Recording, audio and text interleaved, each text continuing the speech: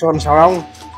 Og det her, det er Ulle Stellis fortolkning af en banh mi, og den her Trip to Hanoi.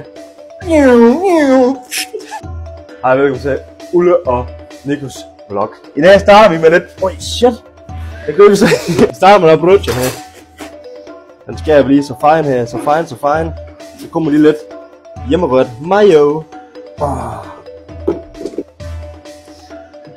Og så lige lidt gulerod.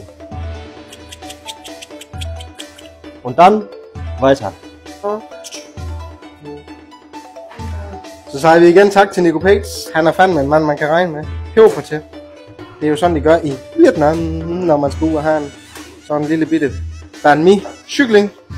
Kylling stegt i hoisin sauce. Lige for at give det sådan lidt asiatisk inspiration og lidt søde med. Frisk chili. Det bliver den grønne slags i dag. Dressing.